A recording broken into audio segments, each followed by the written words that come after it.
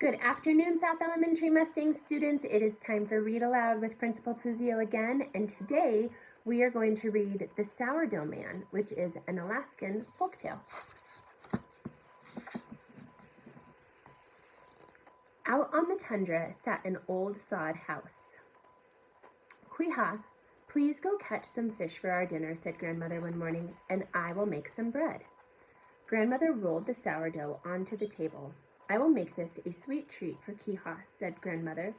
First she added bearberries to the dough, then pulled and squished the dough into the shape of a little man. Grandmother added 2 blueberries for eyes and poked in dried cranberries for a mouth.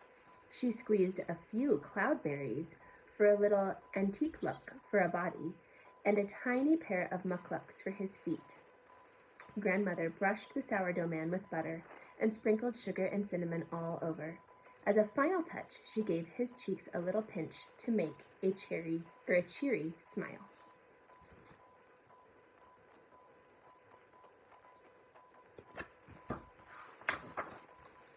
At last the sourdough man was ready to bake. Wonderful smells from the oven told her that the sourdough man was done. Grandmother pulled the sweetbread from the oven and set it on the table to cool. But as she turned to pour water into the teapot, the sourdough man jumped off the table. "Run as fast as the river, run as fast as you can, but you won't catch me. I'm the sourdough man," he shouted and hurried toward the door.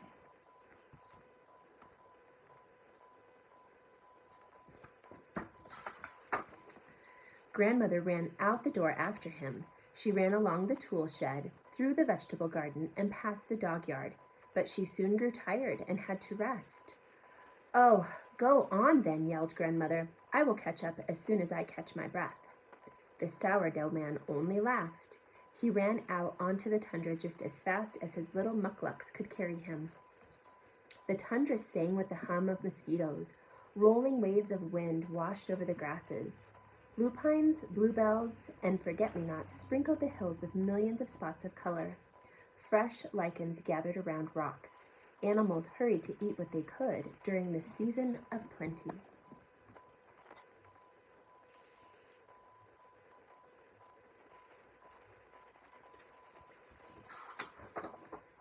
Musk Ox looked like a giant dandelion ready to blow away. The wind fluffed his shaggy coat as he grazed among the tussocks. Musk Ox looked up from his munching as a small thing drew near. "Run as fast to the river, run as fast as you can, but you won't catch me. I'm the sourdough man. I ran away from Grandmother, and I can run away from you, too." Musk Ox paused between mouthfuls of crunchy cotton grass and sniffed. "You don't look like the things that I usually eat, but that good berry smell means a sweet, tasty treat." The sourdough man had already run off. Musk Ox chased after him.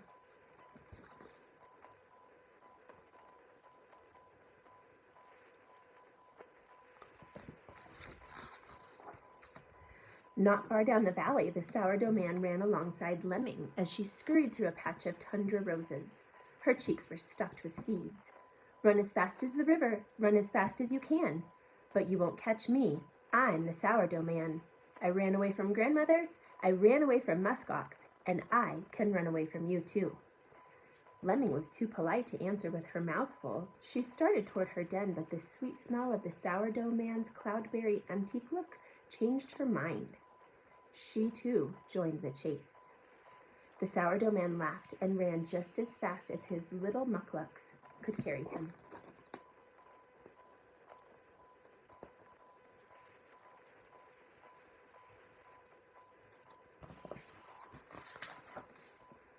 He came upon Raven and Ptarmigan fighting over the last of the summer raspberries.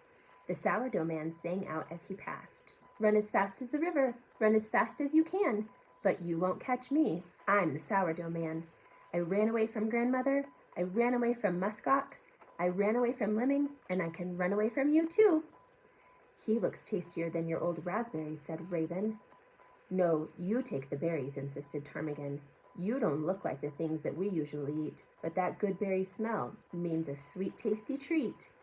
Their raspberries lay forgotten as Raven and Ptarmigan followed the sourdough man too.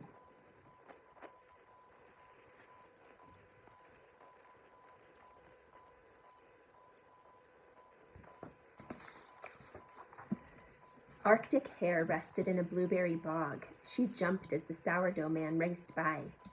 Run as fast to the river, run as fast as you can. But you won't catch me, I'm the sourdough man. I ran away from grandmother, I ran away from muskox, I ran away from lemming. I ran away from raven and ptarmigan, and I can run away from you too. You are not as juicy as these willow leaves, twitched Hare. You don't look like the things that I usually eat. But that good berry smell means a sweet, tasty treat. The sourdough man had run off just as fast as his little mucklucks could carry him. So Hare joined the chase.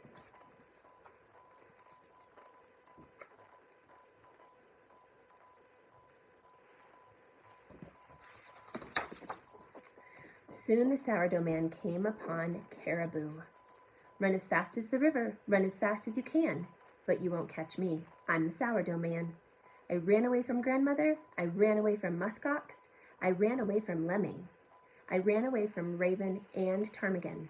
I ran away from Hare, and I can run away from you, too. Go away, grumbled Caribou. These lichens are my favorite. Then he lifted his head and sniffed. You don't look like the things that I usually eat. But that good berry smell means a sweet, tasty treat. The sourdough man had already run away again, so Caribou took off after him.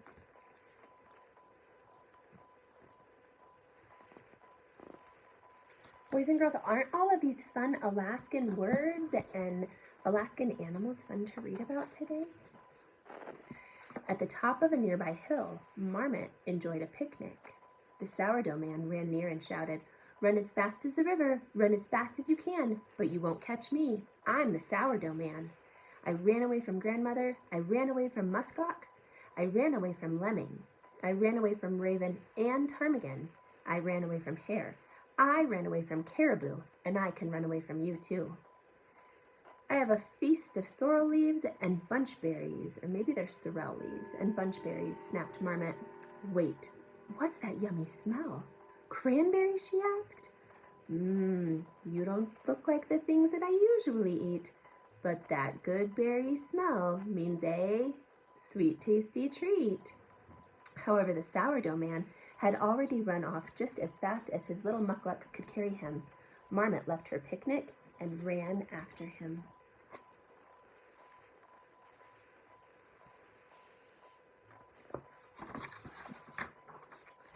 The ground darkened as Golden Eagle swooped and swirled overhead. The animals scattered, but the sourdough man only scoffed. Run as fast as the river, run as fast as you can, but you won't catch me, I'm the sourdough man. I ran away from grandmother, I ran away from muskox, I ran away from lemming, I ran away from raven and ptarmigan, I ran away from Hare, I ran away from Caribou, I ran away from Marmot, and I can run away from you. You are barely enough of a morsel to tempt me, sneered Golden Eagle from high above. The sourdough man only laughed and ran off again. Golden Eagle circled lower this time and joined the chase.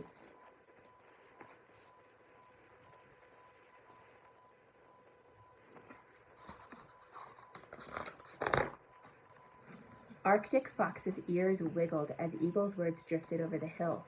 He raised his nose to check the breeze, then trotted over to the cool shade near the river and waited for that good berry smell to arrive. The sourdough man soon appeared, but stopped at the river's edge. He looked back at all of the animals coming down the hill. Then he looked at Fox. Run as fast as the river, run as fast as you can, but you won't catch me. I'm the sourdough man. I ran away from grandmother, I ran away from muskox, I ran away from lemming.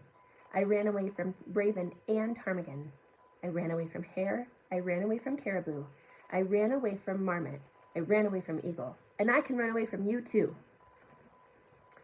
You have plenty of time, my friend, crooned Arctic Fox. Why don't you join me for a rest?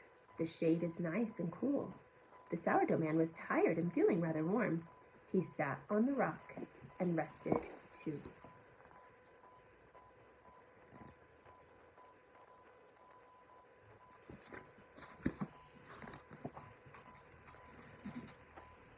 The river is very fast and deep, my friend.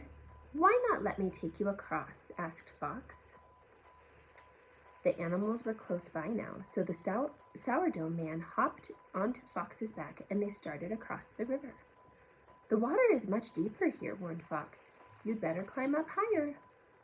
The sourdough man was worried about the water, so he scrambled onto Fox's head. Oh, look, my friend, look, that field of fireweed is so beautiful, said Fox. Where? Where? I cannot see. The sourdough man leaned from side to side. He was so excited he did not notice the many sharp teeth in Fox's mouth. He paid no attention to the drool that dripped from Fox's jaws. But you must see it, my friend. Crawl out onto my nose for a better view, suggested Fox. The sourdough man scrambled onto Fox's nose. He stood on tiptoe.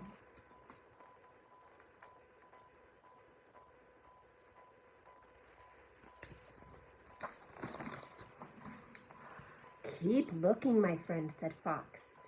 As Fox spoke, his nose bounced up and down. Oh, please stop, my friend. I might tumble into the river, squeaked the sourdough man. But Fox chattered on and on. The sourdough man tripped. Then he flipped and slipped right into Fox's waiting mouth. Jump! Fox smiled as he chewed on his yummy treat. Refreshed from his swim, Fox trotted back to the bushes for a nap. He dreamed of his tasty snack.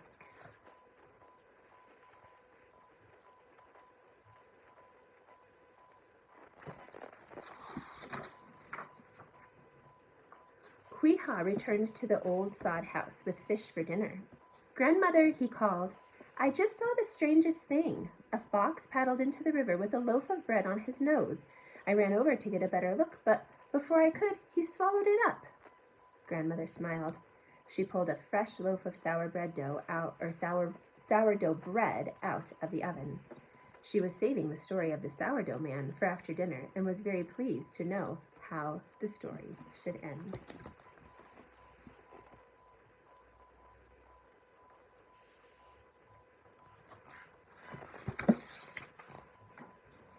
And that is the end of the story. But there is a little bit about Alaska's sourdough past that explains the story, and it reads like this. The history of sourdough goes back a long way.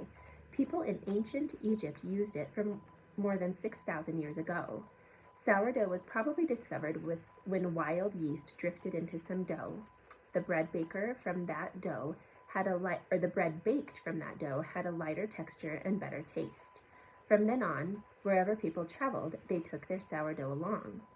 Westward pioneers carried the sourdough tradition throughout the United States. They called it sponge. It traveled with the stampeders to Alaska and into western Canadian territories during the Klondike Gold Rush. Since sourdough starters need to be kept warm, experienced miners and other settlers frequently carried a pouch of starter either around their necks or on a belt. These starters were fiercely guarded. Long-timers in the gold camps came to be called sourdoughs, a term that is still applied to Alaskan old-timers today. So boys and girls, I really hope that you enjoyed The Sourdough Man. It is written by Cherie B. Stihler, and the illustrations are by Barbara Lavelli. Have a great day, and we will see you soon.